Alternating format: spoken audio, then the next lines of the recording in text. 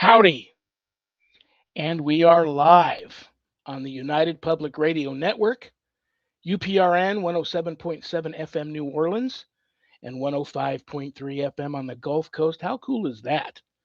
And we are also being live streamed wherever podcasts live. So we're not hard to find, including my YouTube channel. So go there and subscribe. It's free. This podcast, our guarantee is that you will never look at the paranormal the same again. To all those above me that watch over me, to all of you, my fave para peeps, fellow experiencers, and brothers and sisters in Christ, welcome. This is Father Shawn's Paranormal Ministry. I'm your host, Father Shawn Whittington. I'm an ordained Catholic priest with the United States Old Catholic Church.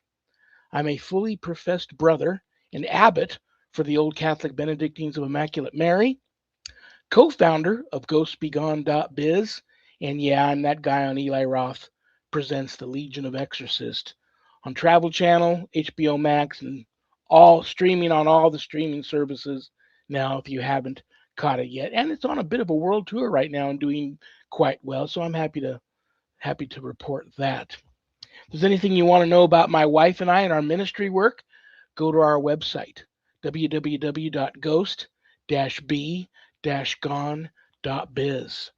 And if you go there to visit, there's a lot of cool things to see there. All of my books are there. And if you buy any of my books off the website, they leave my office here. I autograph them, and they arrive to you in a beautiful house blessing kit. And you never know when one of those are going to come in handy. There's also a place on the website to speak to you. You can make an appointment to speak with me about your spiritual issues, and my online course is there.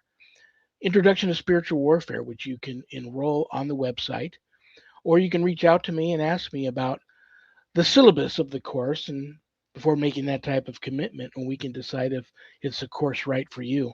All my students that graduate get a stunning diploma, certificate of completion, suited for framing, along with some other very special blessed items that you can only get from yours truly. It's a 12-week college level online course, and there's no other course out there like it. So if you're interested in that sort of thing, look into it.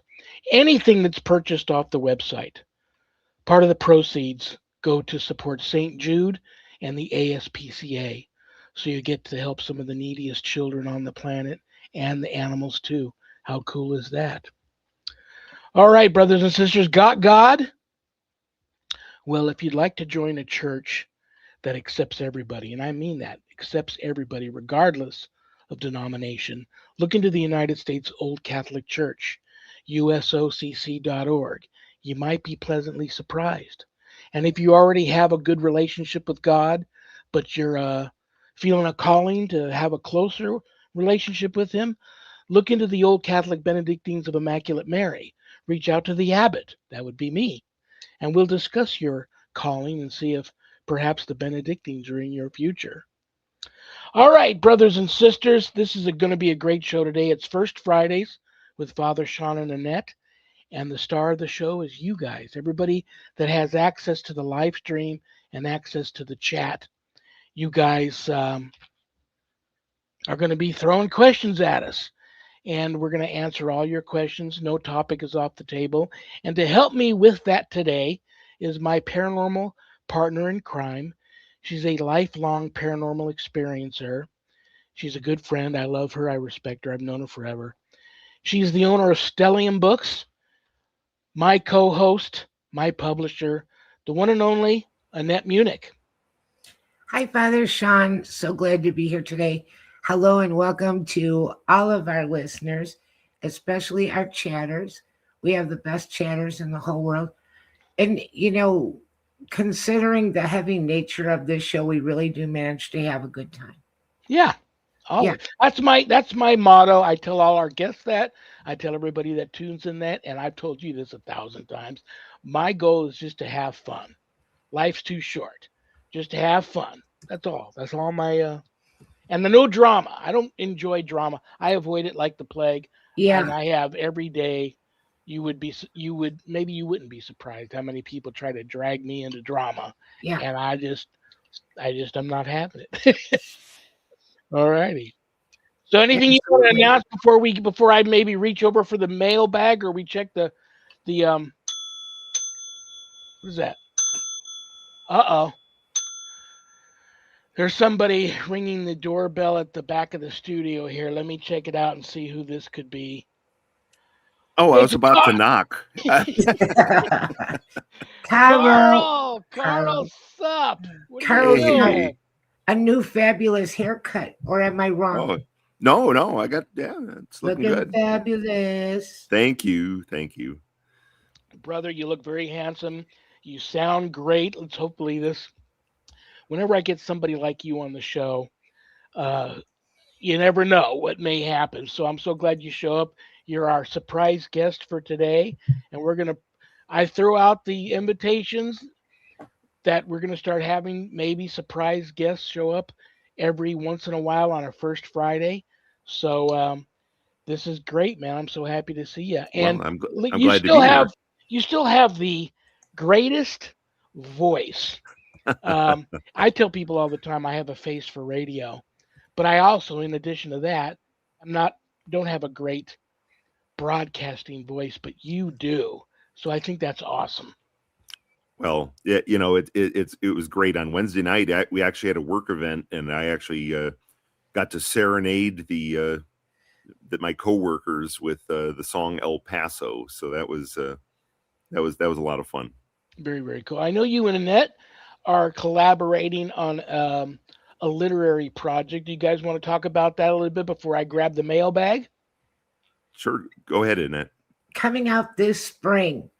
We're shooting for middle to end of March, but no pressure on him. And if he wants to talk about what he's writing about, that would be very lovely. Okay, sure. Yeah, so it's a fiction story. I call it Penny for Your Thoughts, but it's a story about a man who makes wishes in a well in the middle of Kansas back in the back in the 50s, and later on, those pennies end up getting dredged up, and he starts losing his mojo. So yeah, we'll see how that ends. Interesting. Yep. We're, Very, very interesting. we're actually talking about a couple of things. So Yep. this is going to be nice. And I want to say I'm a big pusher now of I think we need a renaissance. I think we need people reading and writing again. Oh, Of course, reading and writing again, but also all different kinds of arts and making the world a beautiful, happier place. And not letting our imagination go to waste and being like very passive brained and letting AI think for us, keeping our absolutely. individuality. So, viva la Renaissance. I completely agree. I don't want to be a Debbie Downer, but it's funny you bring that up. I was just watching a report that talked about how people are reading less and less, and AI is going to take over all of that. That's depressing. Only if we let it. Right. You know, I we don't want to box in our creativity. No. Yeah, no. And we need to be an example for younger people because we're the generation that we used our imagination so much every day, made up games, dressing up as this and that, and we were playing all day long and we didn't have a device in our hand, and we had a TV. I don't know about Carl. Carl's from Chicago like me. Yep. One TV, and there wasn't cartoons all day and stuff like that. No.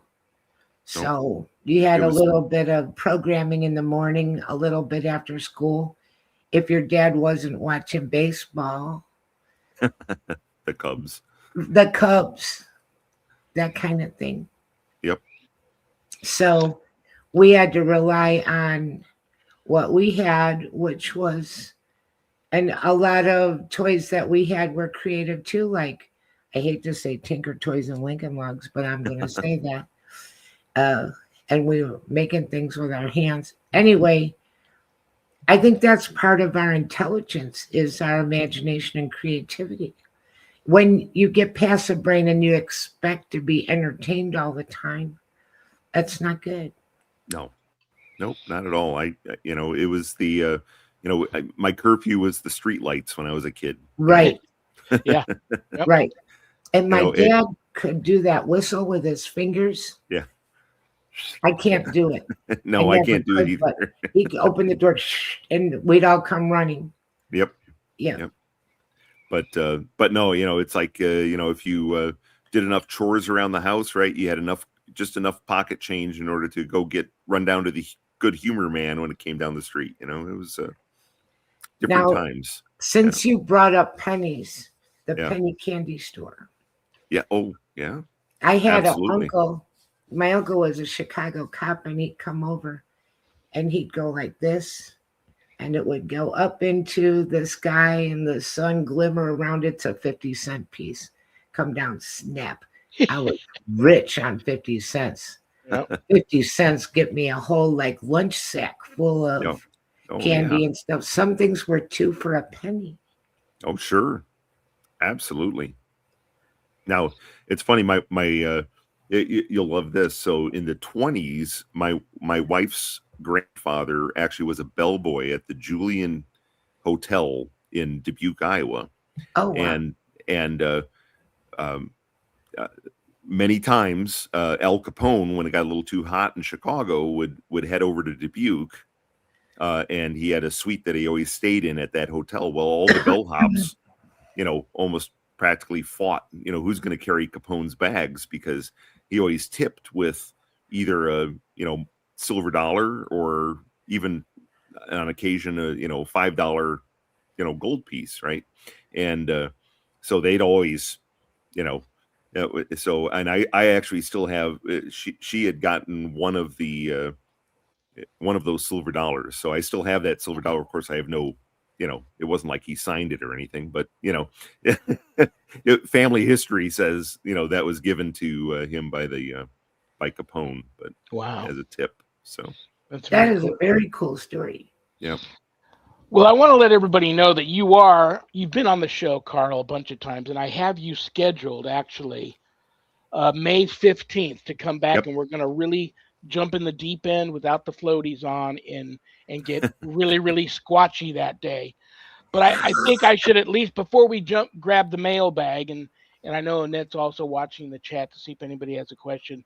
Before we jump into that, I would be not doing my job if I would at least not let you know that recently I spoke to a professor of linguistics Oh. who happens to be a Bigfooter, and he said that he had been listening to a lot of recordings of alleged Bigfoot language, and he says that it's distinctly now this is a guy that speaks a half a dozen or more languages, and he's a professor of linguistics at a university. He says that this is a language not known to man, and it is a language, and distinctly they have I think he said a descended larynx like humans and a lack of vocal lips, which allows them to formulate words and have a language like us, unlike apes. So I found that very interesting. I don't know if you want to have a 2 cents, you might want to talk about their language, but also I spoke to a geneticist who had many samples, mainly of hair, obviously, but that many of these hair samples, they don't they don't say what it is. They can't determine what it is, but definitely these samples, the DNA in it leans more towards being that of a human-like creature than ape-like. Yep. So there, I just threw some genetics at you, some DNA at you, and some Sure. language at you. Sure, absolutely. So yeah, so I mean, it's so from a genetic standpoint, I'll rewind back a long time ago. Actually, so it was let's see, 14 years ago. I had actually collected some blood samples from a Bigfoot that actually had a cut foot, and I know it was a Bigfoot because not only did the trackway lead away from a bedding area, and I followed it for a quarter mile, but then it stopped to maybe possibly look at its foot, and that's where the blood droplets fell. And my daughter was actually the first one to spot them, but the blood droplets were just starting to coagulate, so they weren't even dry, right? So I'll just let everybody know those are actually getting tested right now. So we'll see how those results come. Now I always hold out that 1% that, well, it could be, because who knows, maybe he was carrying a rabbit and it just happened to drop into his left footprint that, in the trackway of the whole distance up, which at the time I didn't realize that, the left foot showed, blood droplets in it until I went back and looked at photos later on. But, it's most likely, I'll put it that way. So, but as far as the hair you were talking about, yeah, the Bigfoot's hair is very much like ours. Everybody always, you see commercials or whatever, and they show, Bigfoot is this matted, messy, clumpy fur, and but it's very fine. Their hair is very fine. It's just like ours, I've been 30 feet away from one that stood behind a tree and it put its arm on the side of the tree, and you could clearly see the hairs hanging down from, the forearm, and they were just very fine. The light breeze was making them, flow a little bit, and I mean it was remarkable. So yeah, I think as time goes on, Annette is coming around and becoming a bit of a squatcher herself. Um, I think I saw an interview the other day, which I found very interesting. This doctor happened to be an outdoorsy person. He just, like some people go urbexing. He likes Yep. to go out and take photographs and film the outdoors, but he's not a Bigfoot guy. But he was at overnight camping in an area, and he was giving this interview about having been surrounded by at least three, possibly four or five creatures that seemed to be definitely trying to talk to him, but he didn't understand what they were saying. So he wasn't able to communicate. And then also talking to one another, but they surrounded him. No growls, nothing aggressive, but they sat there and they watched him all night long, Yeah. as interested of him as he obviously was of them. He admits that he was at the same time scared, whatless, Yep. and he was glad that the sun rose in the morning and then they were gone.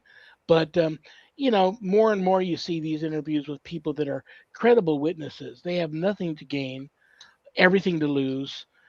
Professional people coming out with these stories. I hope this is the year for full disclosure. I, Somebody knows something already, probably, and they're just not able to say. But right. Well, it well, is what well. it is.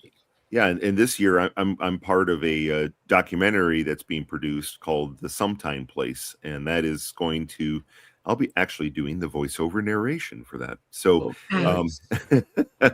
and but it's it's really credible, in-depth evidence that is going to actually turn everybody's turn everybody on their heads. I mean, it's going to be mind blowing, and I really look forward to getting that out, to the public and talking about it. So that's probably about all I can say about it. But at least in there, I know we there's going to be a lot of language as you were talking about, and a lot of I guess a lot of things that you never ever considered that's something that a Bigfoot would do. So Very cool. And we have a comment from Carrie Carfast3. And she yep, said many creatures mentioned in the Bible. Esau was a Bigfoot. I always wondered why he was described as being so hairy. Jacob had to wear a disguise to fool Isaac, a disguise of hair. I've gone on record already and thought that I believe this creature is God created this creature, and that it's flesh and blood, but at the same time it has supernatural abilities, obviously. And one of the most paranormal supernatural books anyone could ever read is the Bible. So I'm Hmm. not saying anything too controversial there, but I believe that. And like I said, hopefully we find out sooner than later. But I, you I guys want to get agree. into the mailbag and talk some parrot talk? Let's do Sure. that. And we got a comment from Flat Rock Land saying, I'm really looking forward to the documentary. I'm just going to Absolutely. pull them all out instead of one at a time. And I've we got have it. a question while you're getting one out. Okay. Susan, hi Susan, we love Susan. Love. Do you find in your research that ETs and light anomalies are appearing in the same area as Bigfoot sightings? Well, a lot of my sightings have occurred actually probably within about a 10-mile uh, distance, probably from where the fire in the sky incident occurred here in Arizona. So it's kind of with Travis Walton, and that I've never had that experience yet. Although I have seen some light anomalies in the woods at a distance that I knew no one was over in that area because when I get into a research area, I drive the entire circuit around, so I know exactly who's camping where, and what I could probably discount as you know tainted you know evidence or whatever. And but in this area, it was just a very strange light that was moving through the trees, but it was probably a good quarter mile away from me, and I was just like, I know there's nobody over in that area.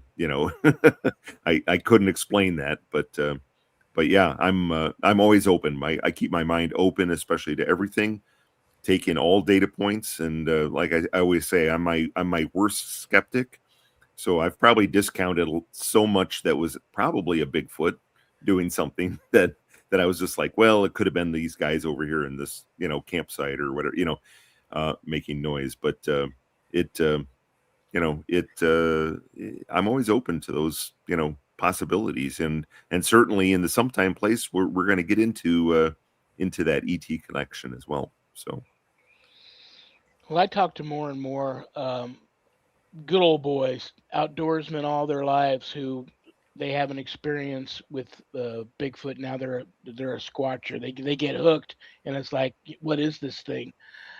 And then more and more of them are coming out now. I don't know if they just weren't paying attention before, but now that they've opened up their mind to the possibilities and they're out there, knee deep in, trying to find out what's going on, are coming out with these stories of every time they go out there squatching now. Now they're seeing UAPs and lights in the woods like you did, and a variety of lights. Not only these big orbs, which many guys say, well, they're seeing ball lightning. No, ball lightning is totally different. But now red like fireballs that sometimes are close enough they can feel the heat off them, wow, and shadow figures and phantom type apparitions in the woods.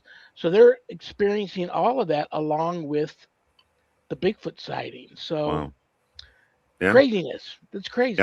Oh, absolutely. Yeah, and having seen bowl lightning, I know what that looks like, and I've also seen an extremely rare lightning, which was called beaded lightning. And at the time when I saw it, I was just like, "What did I just see?" And it was just the weirdest thing. It looked like small dots coming down, and dots, and the bolt, the energy transferred back up again across the same dots. It was the strangest thing I've ever seen. But yeah, if you look it up, you're going to go, I've never even heard of that. Well, listen, brother, before I go on to our next question from the mailbag, I'll ask you one last thing. And for Sure. anybody out there that's watching now or listening now or may watch the show later on rerun, um, that may just be a person who likes to go out camping but not into any of this, what would be your number one to do thing if they ever find themselves in the presence of a Sasquatch? Well, treat them like they're your neighbor coming over to visit. Don't don't freak out and run around. Although, depending on what you're doing in that campsite, they might be throwing some rocks at you and stuff in order to try to scare you off. But for the most part, just be a friend.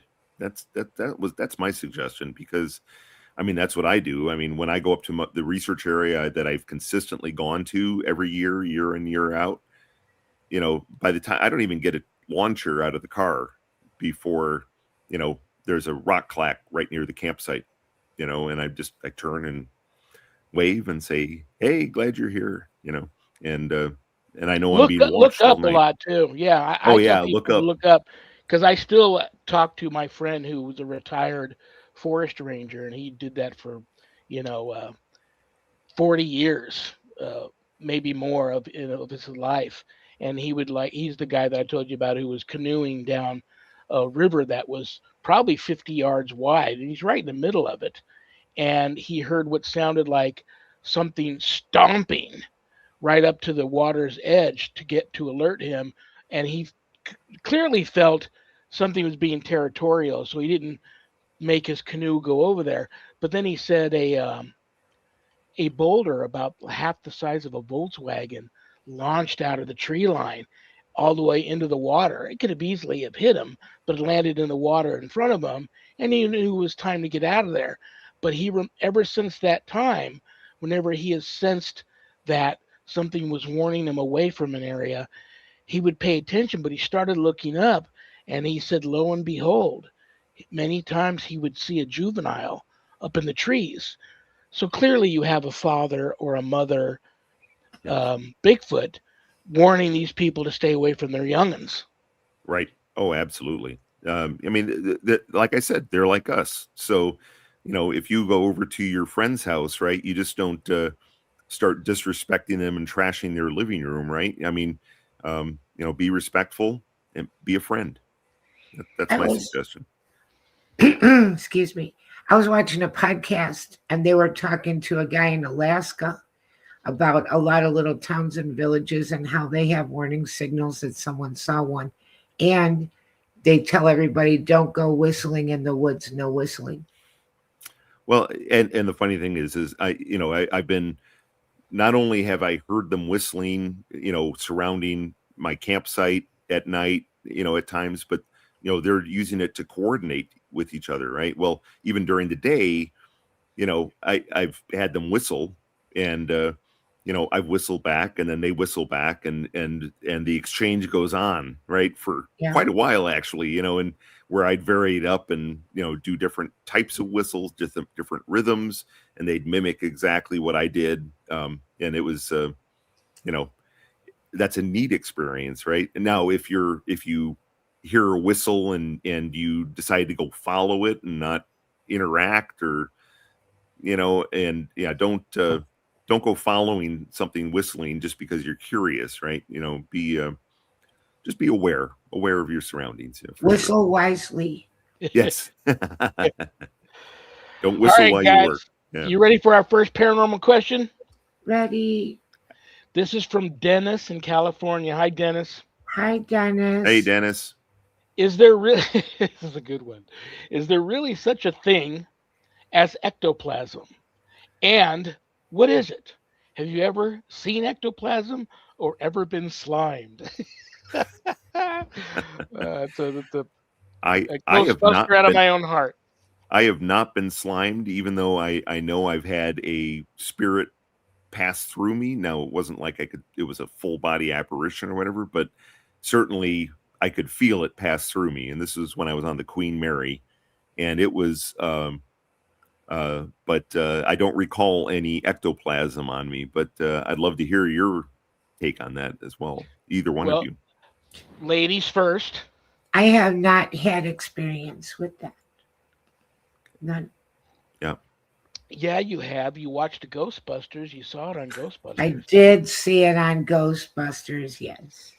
Um, the only I don't know what ectoplasm is, and I don't even know if ectoplasm is just something that they brought up. Dan Aykroyd brought that up for that movie, and maybe it is a real word. Um, it's just an energy residue left behind by some usually poltergeists, but very powerful entities that I've been vomited on by a shadow figure. I don't know Yeesh. if you consider that stuff, and that's one of the episodes in Eli Roth Presents the Legion of Yeah. Extras. I've been vomited on by, and it's like I consider it demonic venom. You don't want to ingest it. I know people that have gotten so violently ill, close to death from ingesting it.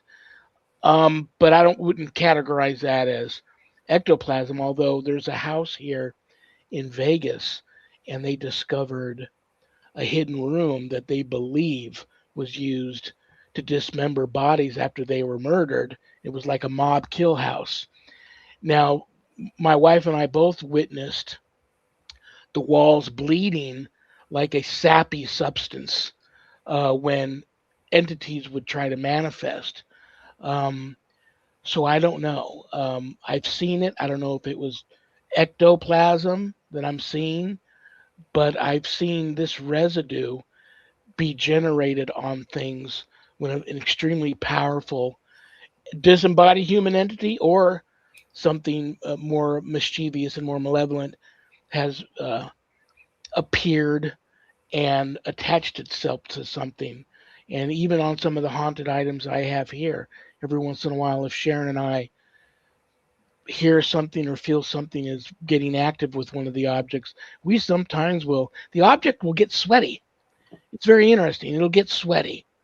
Hmm. So like I said, I'm not a scientist. I don't know what it is, but I believe it's a very real thing. Is it the ectoplasm we saw in the movie? I don't know. But Dan's got a great book out. Actually, his father wrote it, The History of Ghosts. Great book. They Wow. talk about that a little bit in there. And all of the paranormal issues going on in Dan's life growing up as a kid involving his family helped inspire him to write Ghostbusters. So, Huh. but he's interested in that. It's called The History of Ghosts, written by Peter Ackroyd, Dan's father.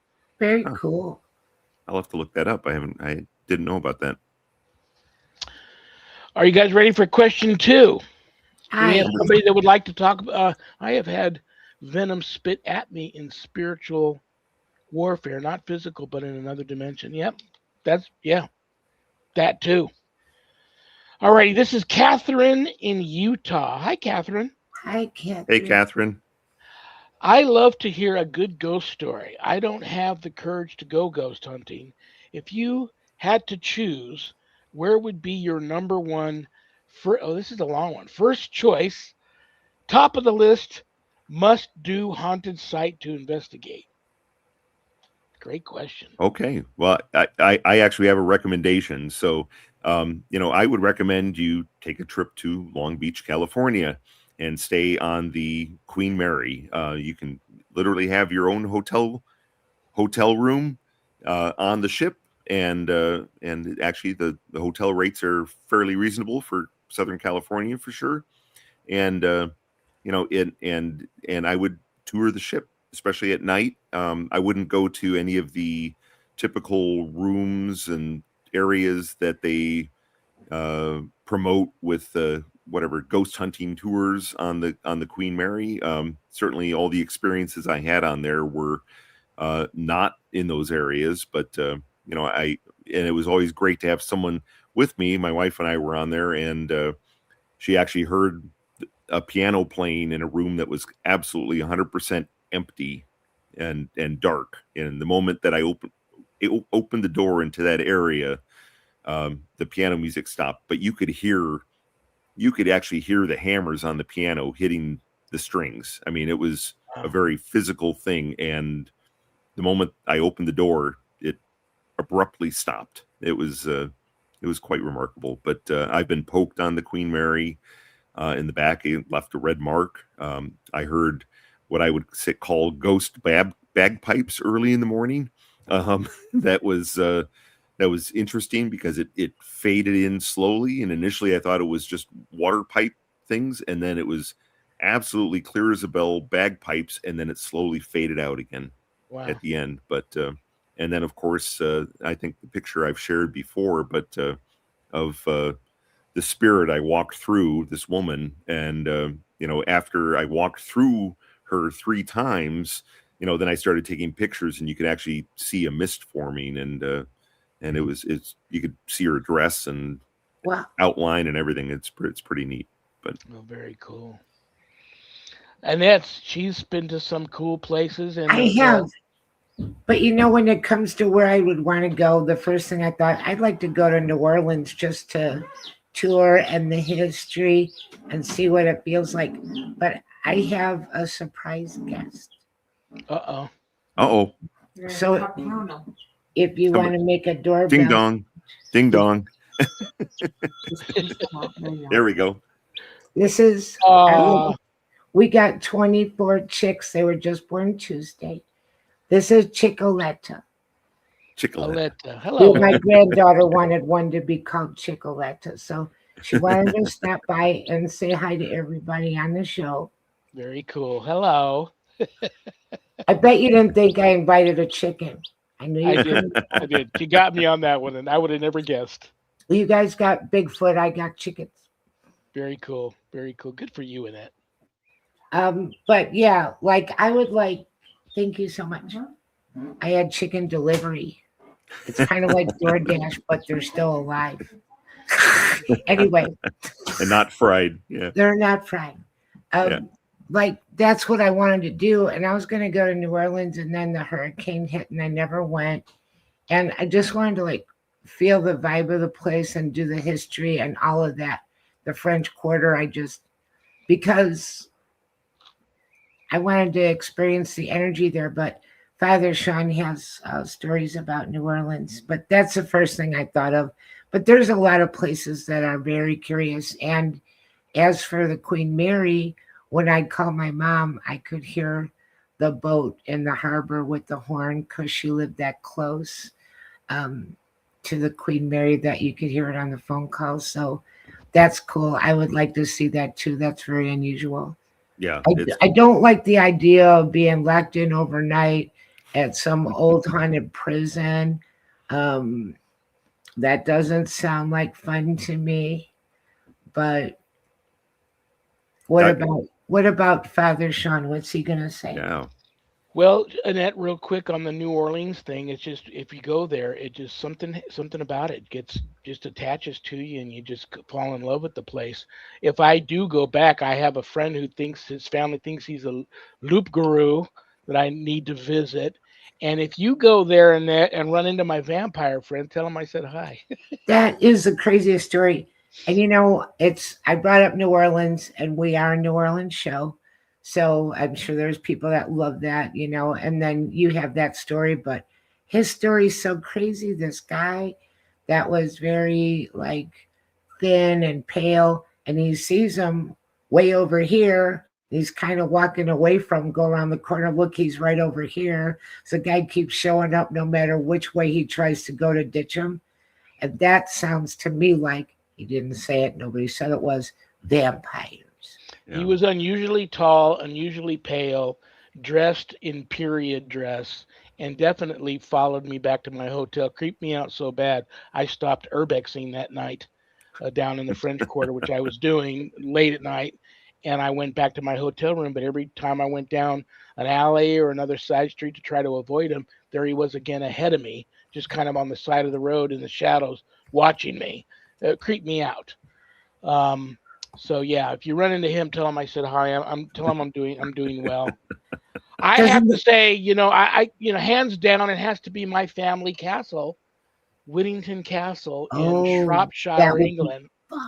I've been talking to a paranormal team there, nearby Shropshire, England, who's been there and investigated the castle, and they are totally on board with investigating with an actual descendant of the Whittington descendant who's into that sort of thing, investigating with that person. So it may happen, but I have to say that would be the top place for me to go to, because nearby there is County Whittington, Old Whittington, New Whittington, the villages. When we're rich, we have to go. Yeah, Absolutely. there we Wouldn't go. that be like? I mean, I'd love to do the old castle, just the vibe of that, the history of that. I love that. That would be so awesome. And I may take it over if I go if I can arrange to have enough uh, clansmen show up there. We'll just take the castle over. There we go. But then I'm going to put a sign on my door that says Father Sean really wants to meet you. And then I'm going to draw a picture of you so that they know to go scare you at night so I can sleep. Okay. You'll have to All wear your righty. kilt. Wear your Yes. kilt. Yeah, Yes. You guys ready for the next one? I'm an old absolutely. Catholic school girl, so I'm good in plaid. I love plaid. Tartan. It's tartan. Okay. Okay, this is Net. This is a neighbor of yours, Benny in Oklahoma. Hi, Benny. Hi, Benny. Hey, Don't know Benny. where, but he's in the same state. He says, I was recently on vacation. I stopped in a town that had a ghost tour and decided to go on it. They gave away a free pair of dowsing rods. I don't know how to use them, and it didn't work like anyone else knew how to use them either. What are your thoughts on dowsing rods? And before I pass it off to you guys, here in my trusty drawer full of equipment in front of me is Sharon's dowsing rods. Let's see what they do here. Look at that. What do you think about that? Wow. Going crazy, and I'm in, meat locker now. Yeah. Um, Sharon loves them. I use them from time to time, and I will pass that on to you guys. I used dowsing rods once, and because a friend actually said that you could find treasure with them as well. So we were out in the woods, and it was interesting because they, if we, you know it was in this one area where you're in. It was near, actually, I won't say a ghost town, but you know an empty, abandoned mining facility, right? And so we're walking through there, and sure enough, they crossed, right? And somebody said, "Oh, well, that's where we need to dig," right? So we dig down there, and we didn't find it. So I get out my metal detector because I'm a little more scientific, right? And I metal detect in the area. Well, it was only off really by about a foot, and dug down, and sure enough found a barber quarter, from about 1892. And it was interesting that happened pretty. I mean, that's pretty close just for a couple of sticks of metal. You know what I'm saying? So that's my experience. I didn't answer. I didn't answer Benny's question, did I? I just showed him Benny. Just if you start now doing a little paranormal investigating on your own, or even around your own house, if you feel something odd and you want to check it out, it's if you hold them loosely so that they can swing and do their own thing. Usually they'll cross or they'll go one way or the other. Mine many times just point back at me and stop. Very rarely, like I'm going to talk to Sharon about that when she gets home from work today. Very rarely do they do what they were just doing a second ago, go crazy like that. So, I mean, but there's a lot of haunted objects, alleged haunted objects in the office here, and there's been a lot of. We live in a haunted house, so I'm not surprised they did that. But um, I guess that's talk to an old school um, person that used to look for like energy portals on their land or even water. There's a lot of They people that get hired do out in farm country, like where Annette's at, that use a form of dowsing rods to to find. locate water. Absolutely. And that was very popular, very reliable. And also, I have seen on a couple of shows that they were looking for possible dead bodies with them. And if you start with knowing that everything is energy, and we have somebody saying, Susan is saying, they were going wonky because they're Sharon's rods. I believe that they could be attuned to a person and used to a certain person and also used to finding a certain thing. But I don't know. I mean, if you always used it for something practical and then you wanted to use it for paranormal, if you change the function, I don't know. but known a lot of people that use them very successfully. They're not expensive. If you have a little patience, it might be worth giving it a try. Yeah. Yeah, It's like I absolutely. said, I always keep an open mind on everything. So Coins are cool to find instead of ghosts. You don't have a ghost, but you have a coin. That's cool. yeah, yeah, that was neat. But yeah, Very, very cool. Someone's got a good one there. Mark. Yeah. Hi, Does he Mark. bring up? Do I have my trusty? He's talking about a millimeter. Yeah, I got my trusty millimeter handy and my. I like that too. Good job. Yeah, that's a good comment. I like those too. Mainly, I like my millimeter to try and debunk that there's already a reason why there's such high electromagnetic field in a particular location. And I'll tell you, sometimes it's even surprising when there should be and there's not. Like I worked a case where the home was built right underneath. Like there was a triangle of three power towers with all Oh, of this electrical stuff over their house and stuff.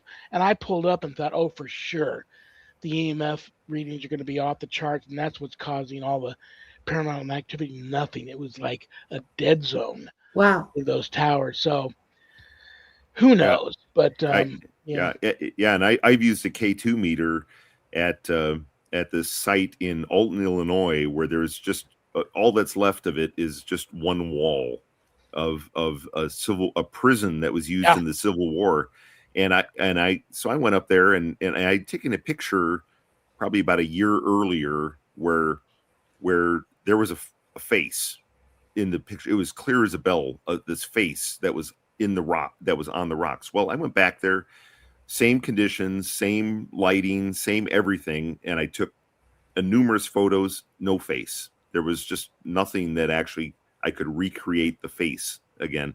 But so I thought, well, I'll have my K2 here. Let me start asking some questions, right? So I asked some questions, and I got started getting some responses. Now it sat there for the longest time with no response whatsoever, right? And then when I started asking questions, were you a soldier? All of a sudden K2 spikes over, right? And it goes through. And finally I got down to and there was somebody that was standing there with me, and they're like, I said, were you from, Georgia? Nothing. Were you from Mississippi? No. Were you from North Carolina? No. Were you from Alabama? Bing, on the K2. Cool. Went back around. I said, so not Alabama? Nothing. I went through the whole thing, and I said, or I said, so Alabama. Ding. Okay, not North Carolina. Nothing. Nothing. Went through all the southern states again. I got back to Alabama. Bing. It just without fail. I was able to recreate it 3 times, and I was like, okay, well, thank you. Very cool. well, I I hope had your a. spirit. I was in a place with a lot of equipment once, and I knew the place was really a haunted off the charts, and I was getting nothing. And the very gifted psychic medium I was with said some of the spirits here are scared of this equipment, um, and that's a very possible Yeah, scenario too. That they don't understand it. They're from another era, another time period, and they don't know what these things are. They're already lost enough, and in a lot of you know whatever type of pain they may be experiencing in the I can spirit see world, that. they may be freaked out a little bit by this equipment. That's funny. Alton, Illinois, is considered to be one of the most haunted towns in America, and I heard that that Civil War hospital that was once there, that now is just a wall. So much horror took place there. These stones and rocks and bricks that built that prison absorbed all of that. Do you know most of the town is built after they tore down that hospital? They used most of that stone and brickwork to build other buildings there and Oh, homes. absolutely. Yep. That's why a lot of these other structures there are experiencing such, in my humble opinion, experiencing such paranormal activity is because they used that that rubble and those stones and those old bricks and blocks to build other stuff. No, and Alton is absolutely haunted. There's not many places I've gone in Alton that didn't have some spirit attachments there. But We got a question from Mark asking, with asking questions, have you ever used a yes or no box? I'm not sure exactly what he means by a yes or no box. I'm so old school. Um, I mean, I have this. Oh, this works great for me. I have an old Radio Shack ghost box. I'll pull the antenna up. I'll put earbuds in. I'm not trying to get. I'm not worried about getting. I'm not on a TV show, so I don't care if I get evidence that I can show on TV or not. But I want to try and find closure for the family I'm helping. So any answers I get from the spirit world are welcome. And I'll actually put earbuds in this and walk around, and I'll be the only one getting answers to my questions. Sometimes I'm walking around with one of these and I'm already have a half a dozen or a dozen pre-recorded questions, and I wait about 30 seconds between each question before I've recorded another one, and I will play these questions and have another tape recorder recording everything, and then I will compare what I might have heard, and I write things that I hear I'm writing down on a piece of paper to these questions, and then I'll compare what I heard and wrote down to what might be on the tape recorder that recorded the whole thing. Because some of these old school handheld voiceover recorders, they say the ones that use the little tape decks create their own white noise. yep, they And do. help. Yeah, I believe that too. I'm very old school, so I'm sorry, Mark. I don't really have a legitimate yes no box. I'm not sure what that is. I'm old school as well. Something that I use that sounds like the same ish idea that's um, not real technical, but it's a mini flashlight, like a little mag flashlight, and you can turn the end of it till it's right about to be on or off. And then you can ask questions, and it will turn on for yes, turn off for no. And we've done significant length sessions using little flashlights. The button ones, I don't know if that's as good as the twisty ones, but we had a twisty flashlight on the window, not windowsill, the fireplace mantle.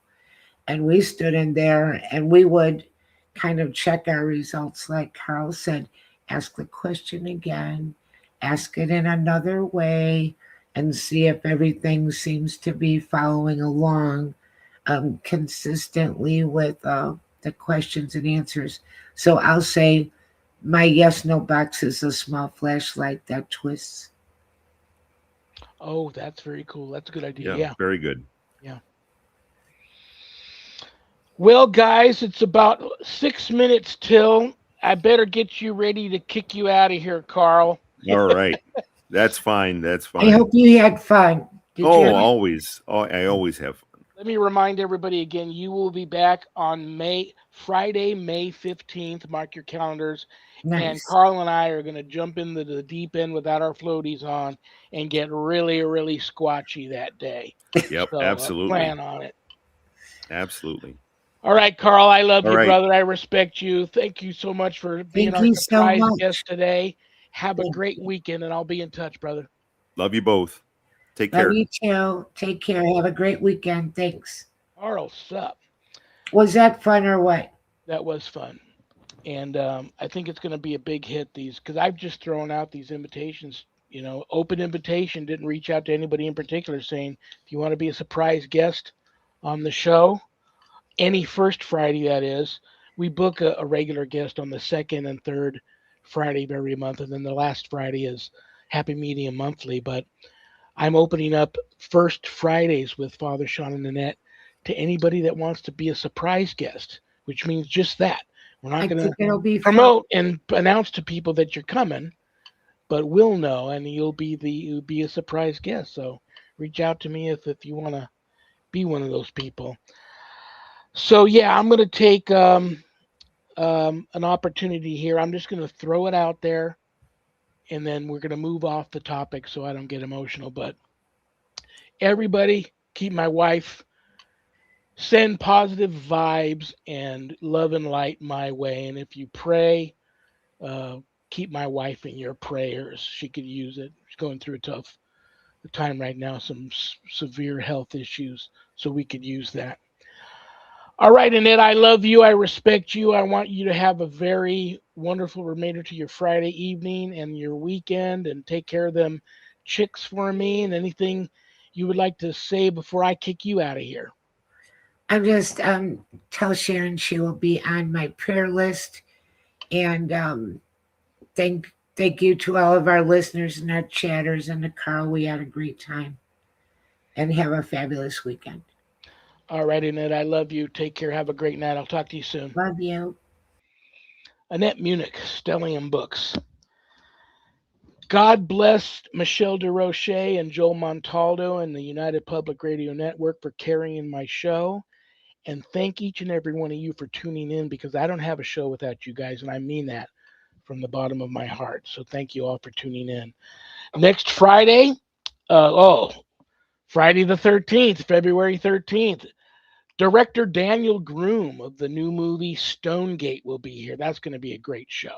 So don't miss that one next week. Daniel Groom on Friday the 13th, director of Stonegate, the new psychological paranormal thriller Stonegate. All right, brothers and sisters. Remember, stay tuned for Spirit Switchboard with Carrie Lynn Shellhorn. That's a great show. We're just getting started here on High Strangeness Friday on United Public Radio Network. And remember, we may have done what the devil said we did, but we are not who the devil says we are. I love you all. God bless you all in the name of the Father and the Son and the Holy Spirit. Peace.